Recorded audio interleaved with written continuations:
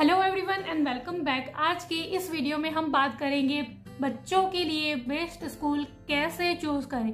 फिर चाहे वो आप नर्सरी के लिए अपने बच्चों के लिए स्कूल चूज कर रहे हो या फिर हायर क्लासेस के लिए, इन पैरामीटर्स को ध्यान में रख के अगर आप अपने बच्चों का स्कूल चूज करेंगे तो आपके बच्चों के फ्यूचर के लिए और आपके लिए ये बेटर डिसीजन होगा।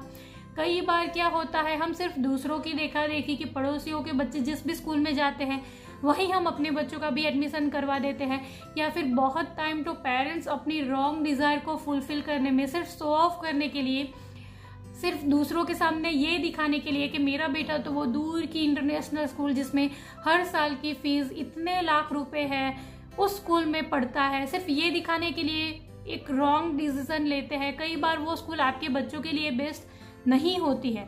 तो बच्चों के लिए सही स्कूल चूज करते समय आपको इन पैरामीटर्स को जरूर ध्यान रखना चाहिए, तब वो आपके बच्चों के फ्यूचर के लिए और आपके भी फ्यूचर के लिए सही डिसीजन होगा। तो सबसे पहला पैरामीटर जो है मेरे हिसाब से वो है डिस्टेंस। स्कूल आपके घर से या फिर आपके ऑफिस से नियर बाय होना चाहिए। आपके घर से जितना भी कम डिस्टेंस होगा स्कूल का वो आपके बच्चों के लिए बेटर होगा। कई बार बच्चे सिर्फ 1-2 आवर्स जाने में और 1-2 आवर्स आने में लगाते हैं, तो उसका मैक्सिमम टाइम तो ट्रैवलिंग में ही चला जाता है। घर पे आते ही बच्चे बहुत टायर्ड हो जाते हैं क्योंकि वो बहुत ट्रैवल करके आए हैं, तो उसके पास सेल्फ स्टडी के लिए टाइम नहीं होगा, कोई और एक्स्ट्रा एक्टिविटी के लिए टाइम नहीं होगा, खेल कूद के लिए टाइम नहीं होगा। ये सारी बातों तो दूर, आपको उससे इंटरेक्ट करने के लिए भी उसके पास टाइम ही नहीं होगा क्योंकि उसका मैक्सिमम टाइम तो ट्रैवलिंग में ही चला गया।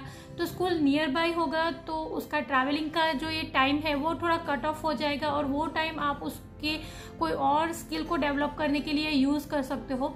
तो जो भी स्कूल आपके घर से जितना नजदीक हो सके वो आपके बच्चों के लिए सही रहेगा। दूसरा पॉइंट मेरे हिसाब से है स्कूल का इंफ्रास्ट्रक्चर। बहुत टाइम ये होता है कि स्कूल का इंफ्रास्ट्रक्चर देख के हम ये सोचते हैं कि यही स्कूल हमारे बच्चों के लिए बेस्ट है, लेकिन मैं कहूँगी कि आपके घर के हिसाब से ज़्यादा फैसिलिटीज़ अगर बच्चे को स्कूल में मिल रही है तो वो बिल्कुल भी बच्चे को फ्यूचर के लिए सही नहीं है। आप अगर घर में सिर्फ फैन है, एसी नहीं है और स्कूल में बच्चा सेंट्रल एसी वाली स्कूल में पढ़ाई कर रहा है, क्योंकि आजकल क्या होता है हम हमारे बच्चों के लिए बेस्ट से बेस्ट देने की कोशिश करते हैं, तो पेरेंट्स बहुत टाइम अफोर्ड नहीं कर पाते, लेकिन फिर भी वो अपनी बेसिक नीड को कट ऑफ करके बच्चों के लिए ज़्यादा फीस वाली या फिर ज़्यादा कॉस्टली स्कूल में एडमिशन करवा देते हैं। वहाँ पे ऐसी फैसिलिटीज़ होती है तो फिर वहाँ पे क्या होगा, बच्चे को घर पे पसंद नहीं आएगा क्योंकि स्कूल में तो उसको एसी मिल रहा है, अच्छा इंफ्रास्ट्रक्चर है, घर पे सिर्फ उसको पंखे के नीचे फिर अच्छा नहीं लगेगा। वहाँ पे जो बच्चे होंगे वो भी एकदम हाई प्रोफाइल होंगे, आपके हिसाब से, आपके लेवल के हिसाब से, उनकी बातें भी बड़ी बड़ी होगी, तो वहाँ पे आपका बच्चा अपने आप को छोटा समझने लगेगा। फिर वो बच्चा जब बड़ा होगा तो वो ये नहीं सोचेगा कि उसके पेरेंट्स ने उसके लिए क्या क्या सेक्रीफाइस किया है, उसको सिर्फ यही दिखेगा कि उसके फ्रेंड्स के पेरेंट्स है वो तो इतने हाई प्रोफाइल है और उसके पेरेंट्स को वो देसी समझने लगेगा। उसके शौक भी फिर हाई फाई हो जाएंगे, उसके फ्रेंड्स के साथ जैसे भी लोगों के साथ वो उठेगा बैठेगा वो भी वैसा ही हो जाएगा, तो कहीं ना कहीं वो फिर आपके लेवल को मैच नहीं कर पाएगा। तो स्कूल का इंफ्रास्ट्रक्चर भी ऐसा होना चाहिए कि जो आपके घर से थोड़ा मैच कर पाए, आपके लेवल से थोड़ा मैच कर पाए। वहाँ पे बच्चे भी ऐसे होने चाहिए जो आपके लेवल के हो। अगर आप स्कूटर पे अपने बच्चे को छोड़ने जाते हो और आपके बच्चों की स्कूल पे BMW मर्सिडीज में पेरेंट्स छोड़ने आते हैं, तो वहाँ पे आपका बच्चा कभी भी कॉन्फिडेंट के साथ पढ़ नहीं पाएगा, वो दूसरों के सामने अपने आप को छोटा समझेगा एंड उसका ओवरऑल डेवलपमेंट नहीं हो पाएगा। आप जो उसके लिए अच्छा सोच के उसको महंगी स्कूल में डाल रहे हो वहाँ पे उसका कोई भी फायदा नहीं होने वाला है। इनफैक्ट वो आपके लिए और अपने आप के लिए भी बहुत नेगेटिव सोचने लगेगा। तो ये सारी बातों को भी ज़रूर ध्यान दीजिएगा। एंड तीसरी बात है स्कूल की फीस। अगर आप लॉन्ग टर्म के लिए बच्चे को एक स्कूल में डाल रहे हो तो वहाँ पे आप जब नर्सरी के लिए भी बच्चे का एडमिशन करवाओ तो 12th क्लास की भी फीस क्या है ये जानना भी आपको बहुत ज़रूरी है, क्योंकि कई बार classes to classes school fee vary करती है। तो नर्सरी में तो आपने एडमिशन करवा दिया, लेकिन 12th क्लास तक क्या आप उसे अफोर्ड कर पाएंगे उस फीस को, ये भी आप ज़रूर चेक कीजिए। एंड बहुत टाइम ऐसा भी होता है कि फ़ीस के अलावा भी बहुत सारे हिडन चार्जेस स्कूल वाले अप्लाई करते हैं।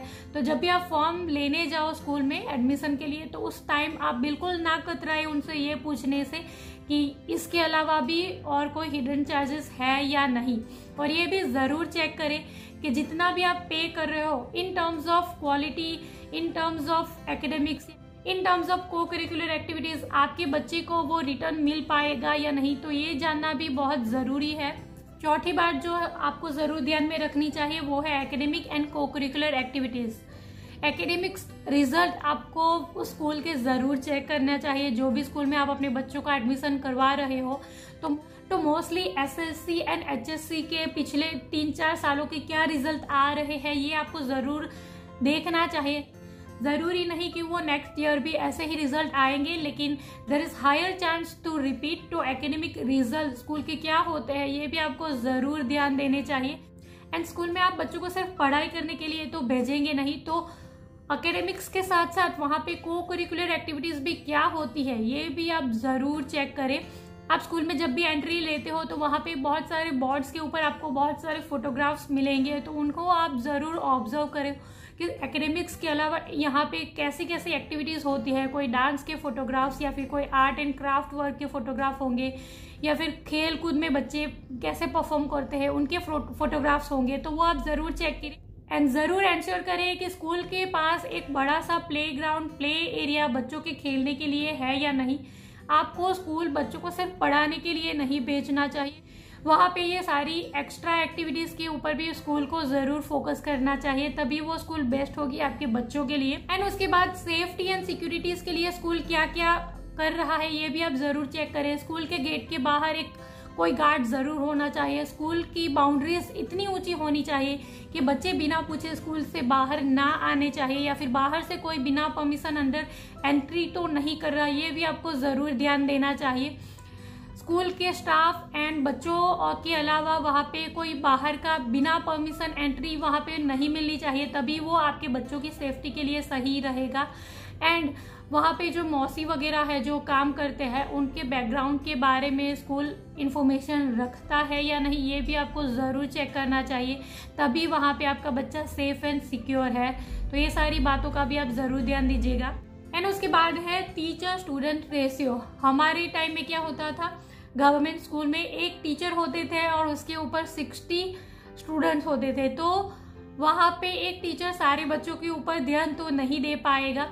एंड तो प्राइमरी एंड सेकेंडरी के लिए एक टीचर के पास 30 या 35 स्टूडेंट होने चाहिए, तभी वो सबके ऊपर फोकस कर पाएंगे, सबके ऊपर ध्यान दे पाएंगे। फिर क्या होगा, बहुत सारे बच्चे होंगे तो क्या होगा, आपका बच्चा लास्ट बेंच पे बैठ के सिर्फ खेल रहा है या फिर कोई मस्ती कर रहा है और टीचर ध्यान नहीं दे पाएंगे, तो वो फिर सही नहीं होगा।